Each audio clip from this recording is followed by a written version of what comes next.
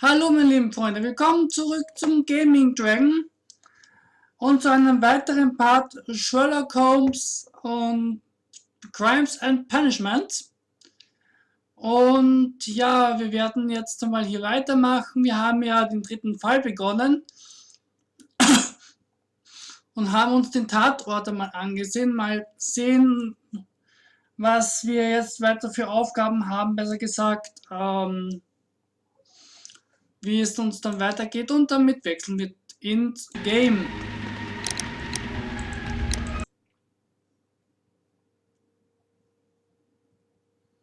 Das Blutbad.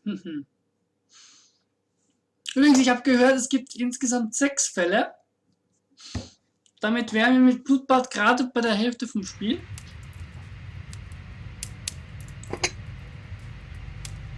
One lens is cracked, probably due to the temperature of the brazier. These lenses are for myopia. The wearer is short-sighted.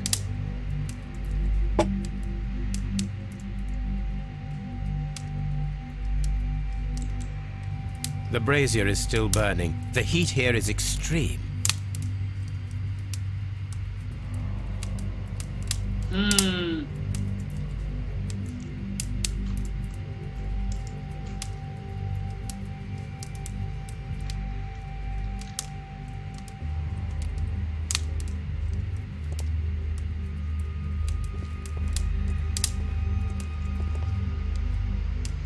Diese 3 Herren reden weiterhin nicht viel mit mir.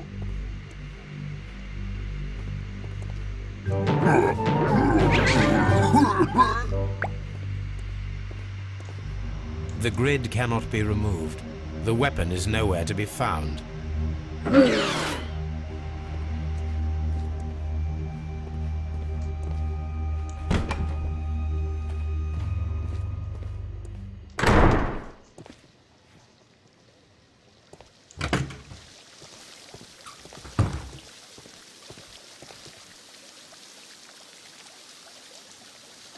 Reden wir nochmal mit Lestrade. Mr. Holmes, I should like to take the suspects to the yard. You can interrogate them there. Any objections? Keine Einwände. None, Lestrade.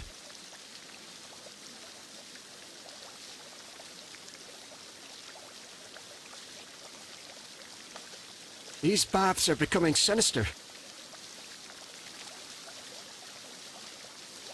So.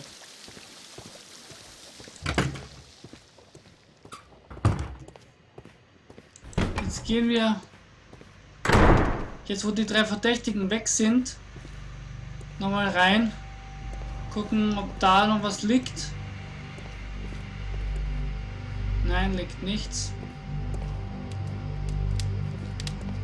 Also jetzt nichts im Speziellen. Wir wissen, dass wir da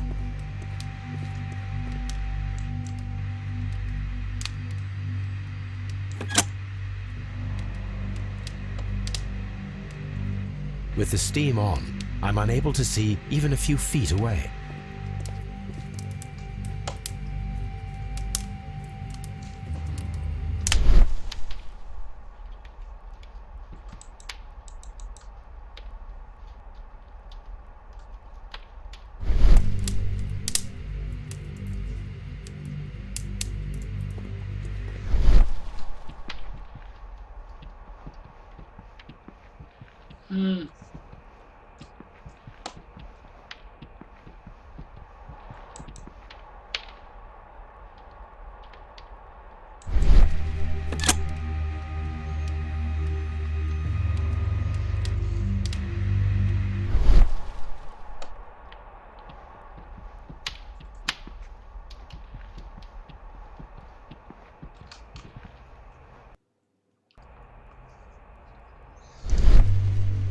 gut, gehen wir weiter. Verlassen wir dieses Bad des Grauens einmal.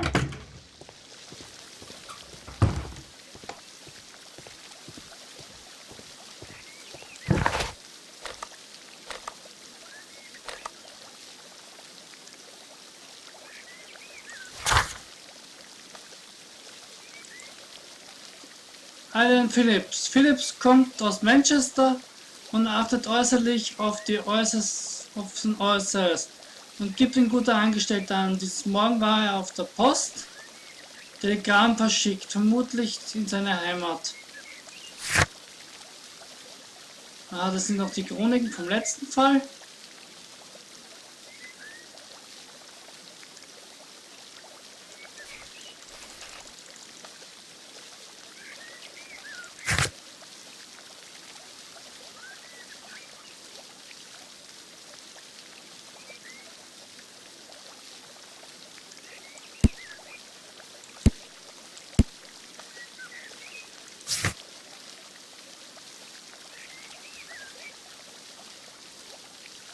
Film wurden zu Scotland Yard gebracht, Sie können sich dort verhören.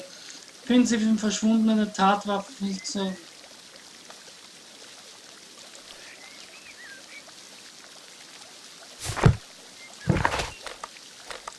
Also gehen wir mal in die Baker Street und werden dort ein paar Untersuchungen durchführen.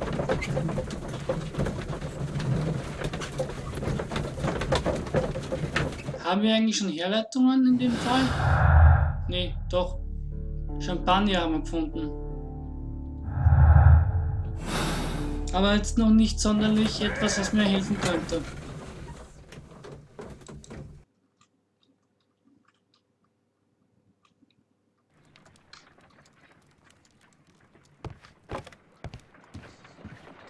What should we do next, Holmes?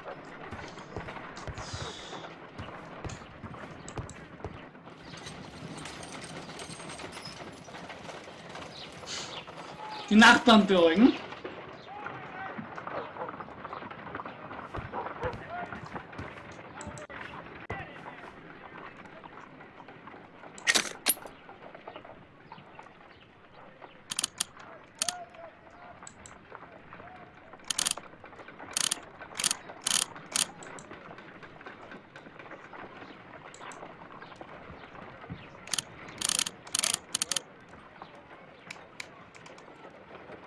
Selenite. Pyrite, otherwise known as fool's gold. White clay particles. Interesting. According to the color and its composition, I deduce that this sample is white clay. Now, I need to find which area near London this sample belongs to.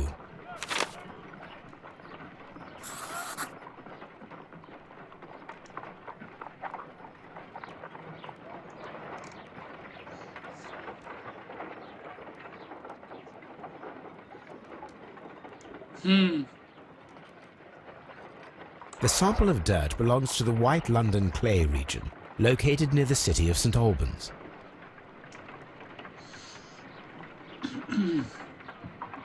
Okay, also haben wir auf jeden Fall einen neuen Ort, den wir besuchen können. Let us analyze this blood sample.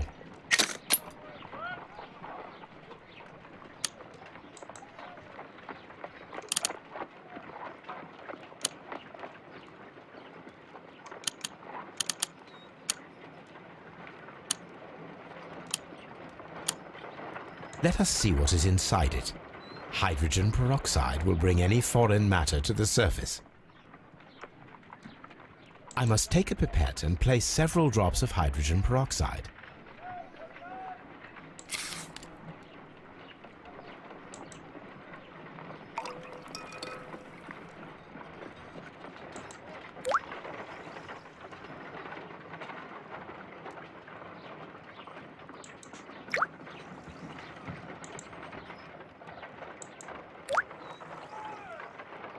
Water.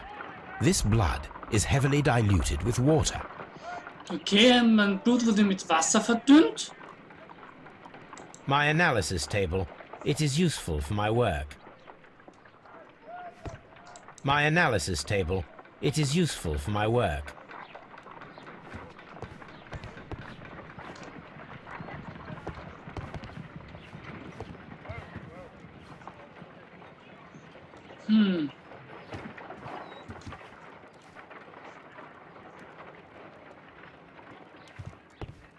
On the sofa for the third time today. Well, don't be surprised if Watson sits on you again. On the sofa for the third time today. Well, don't be surprised if Watson sits on you again. Oh. Na gut.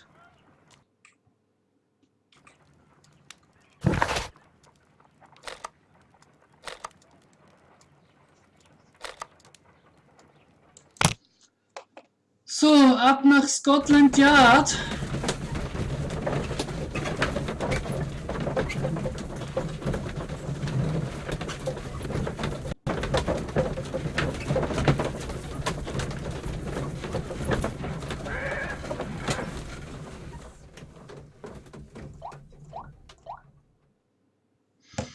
So.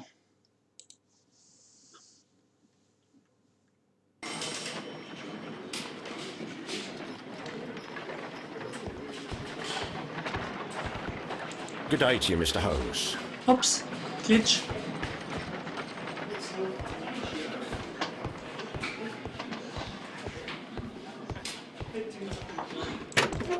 Naja, sehen wir uns wie im ersten Fall mal die Habseligkeiten der 3 Tatverdächtigen an. When Garrow found Sir Rodney dead, he wiped the blood upon himself.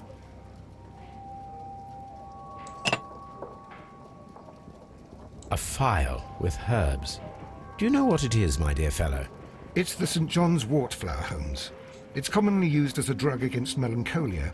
However, an overdosage might lead to a rash or even hallucinations.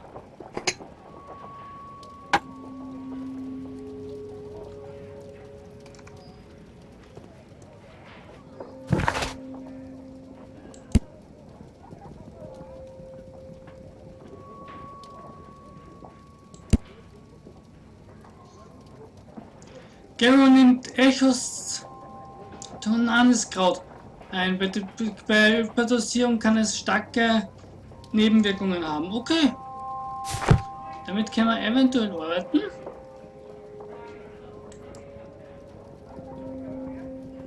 A fountain pen with solid gold trim.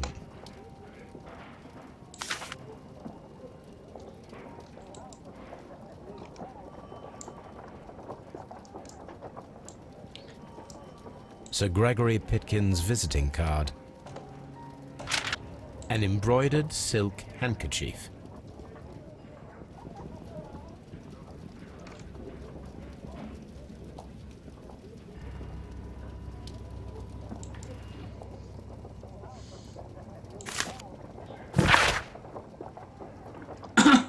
Und hier haben wir einen Brief gefunden.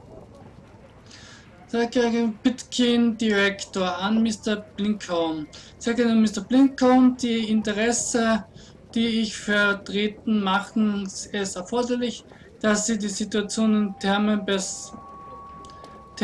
besert. Im Moment stehen die Ausgrabungsarbeiten im Abkühlraum unter Ihrer Kontrolle. Es gibt jedoch keinen nennenswerten Fortschritt. Es ist Ihnen nicht gelungen, irgendwas vom Wert zu finden. Und wir können den Abkühlraum weiterhin nicht in der Öffentlichkeit zugänglich machen. Der Darum ist es ein wichtiges Mosaiksteinchen der Frage, den Menschen heute Erlebnis zur römischen Therme nahezubringen. Aus dem Grund bitte ich Sie dringend, die Arbeiten innerhalb der nächsten 2 Monate abzuschließen. Also Zeit für die Forschung in Thermen zu beenden und einen anderen Ort zur Unternehmung zu finden. Okay.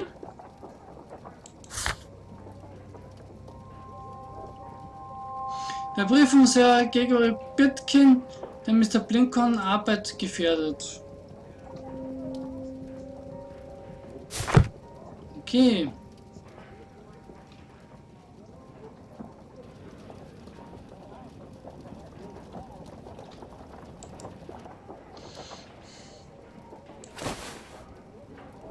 Rodney Bentcliffe's notebook. It may contain something of interest.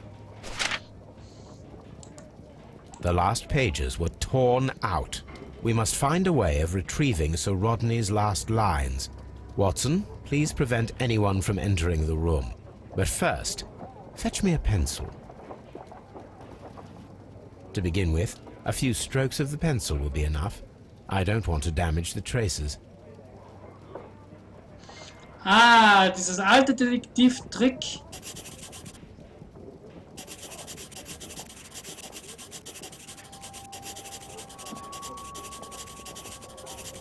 Ah, da kommt was hervor.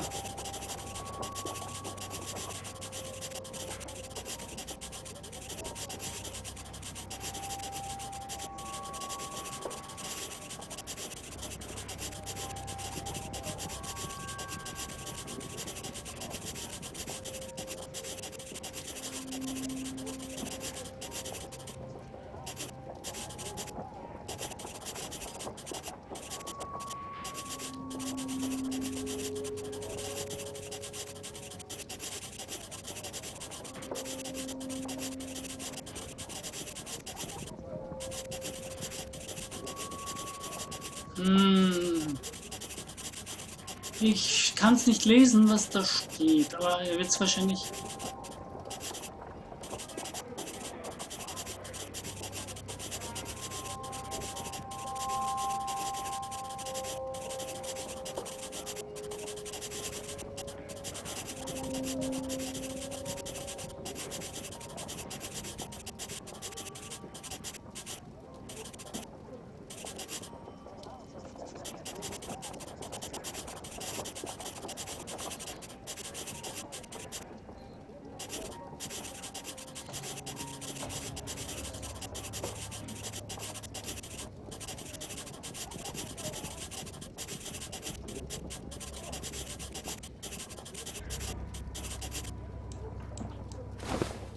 And then to gently smudge the leftover pencil marks with a handkerchief. I'm sure that Watson won't mind if I use his.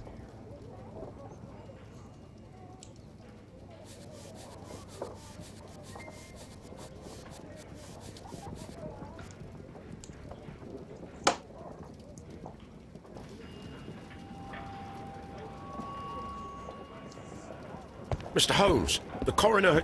But what are you doing? Tampering with the evidence? I prefer to make them talk. Today, I almost found it. This date will go down in history. Sir Rodney was about to make an outstanding discovery. Wonderful. I could retrieve only the final words. The rest of it is lost. Perhaps the autopsy will assist us in that matter. I'm not sure that I can allow you to inspect the body now. I am sure that you must, Constable. Well...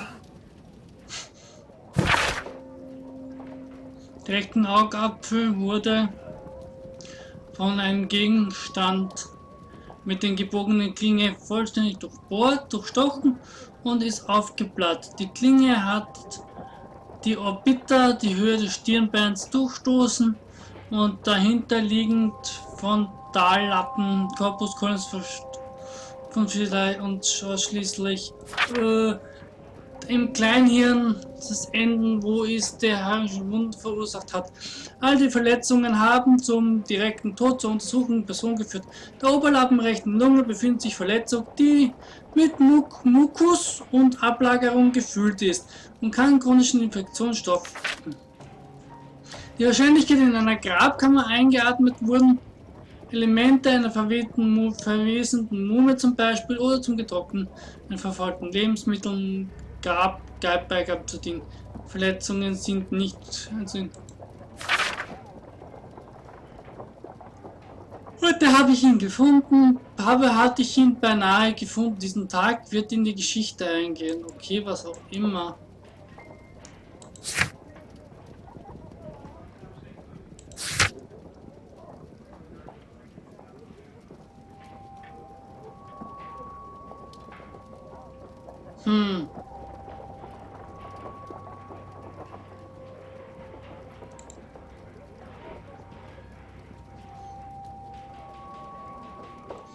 Sir Rodneys Leiche kann jetzt untersucht werden.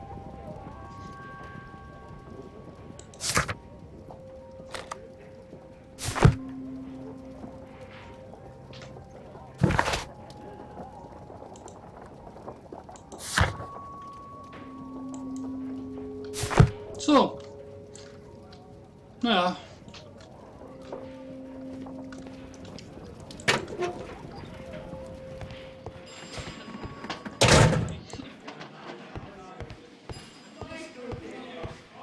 Locked.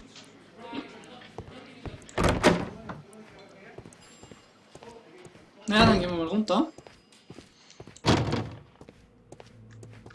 Ah, schau. Ein Autopsie Room.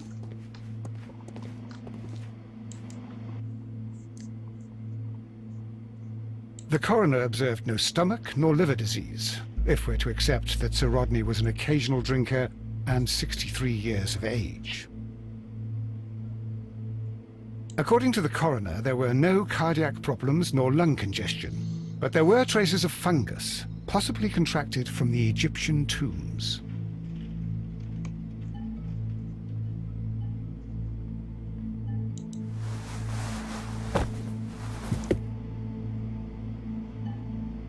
The bruising is in lines. Some light bruising, caused by a rope. They were caused by a rope around the waist. Sir Rodney was descending somewhere.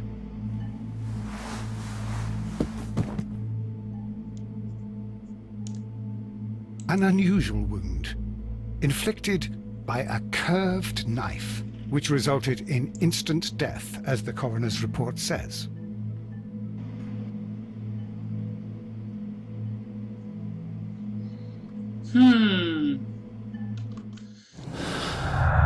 Mal sehen. Sehr flüssiges Blut, seltsame Wunde, gestohlene Notizen.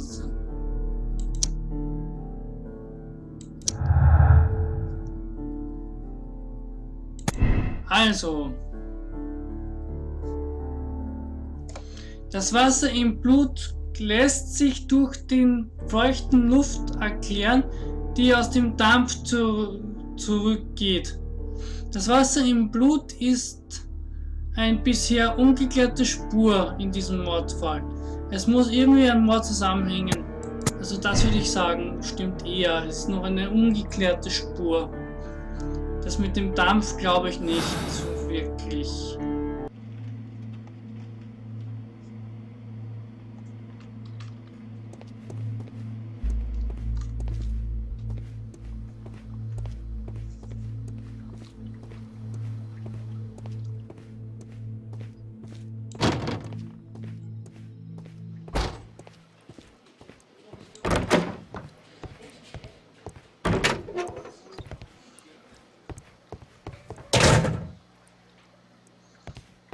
Na, sehen wir uns mal den ersten Tisch an. Please escort this suspect for interrogation. Good day to you, sir. My name is Sherlock Holmes, and I am assisting the police with their investigation of the murder of Sir Rodney Bentcliffe. Would you mind if I asked you a few questions? Not at all, Mr. Holmes. My name is Percival Blinkhorn. Dann machen wir das Übliche. Schauen wir uns mal an.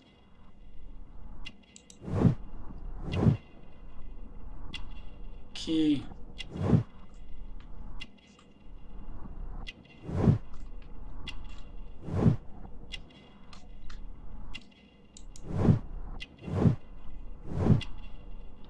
Er ist wohl nicht wohlhabend.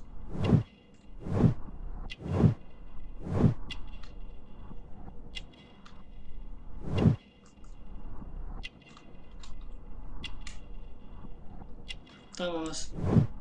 Hornhaut.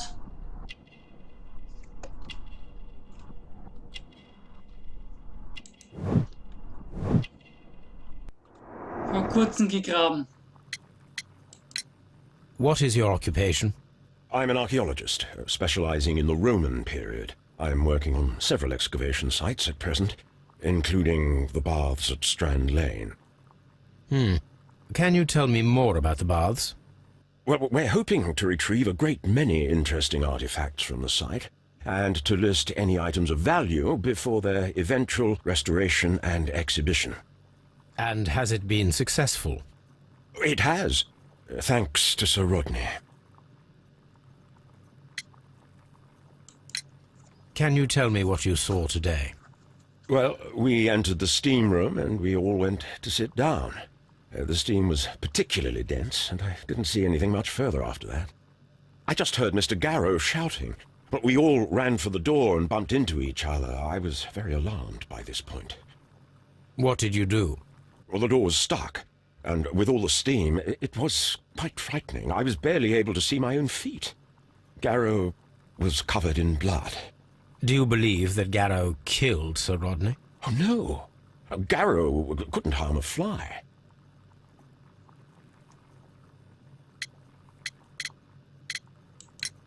What was your relationship with Sir Rodney?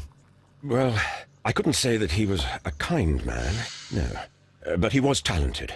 I felt a great admiration for him, I must say. Was it your first collaboration? I had met Sir Rodney briefly once in Egypt, and I'd shared my researches with him. Surprisingly, my work did convince him to come here. He arrived only a couple of months ago. Surprisingly? Well, Sir Rodney was a cold man, and so very secretive too. But I learned so much from him. I can't believe that he's dead. Can you recall any recent event that would occur to you now as being a little strange? Well, yesterday we had a small argument. Is that all? No. Sir Rodney informed me that he was to attend the London Archaeological Congress with me. Then he advised me of quite the opposite. And rather aggressively, too. What can you tell me about Garrow? Well, he always looks so sad. And he has been acting strangely lately. He complains about voices and visions. I will keep an eye on him because I'm worried. How well were your researches progressing before Sir Rodney's arrival? Rather well. Also das glaube ich nicht, weil da gibt es ja den Brief. This letter reveals that Sir Gregory was prepared to put a stop to your work. Yes. But since Sir Rodney's arrival, he had calmed down. He allowed us to work. I'm not sure what they agreed on. What will happen now that Sir Rodney is dead? Well, I haven't thought about that. But if it's needed, I will fight to defend Sir Rodney's expectations. Der Champagner am Schluss? Did you place the bottle of champagne in the changing room? No, I did not.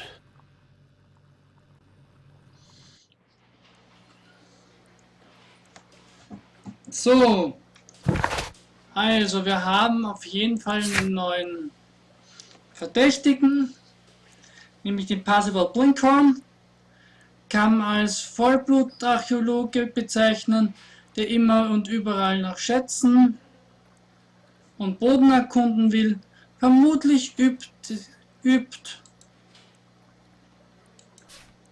er diesen Beruf bereits seit 15 bis 20 Jahren aus. Offenbar findet er immer noch Gefallen dran. So. Aber das ist eine gute Möglichkeit zu breaken. Die anderen beiden gibt es im nächsten Part.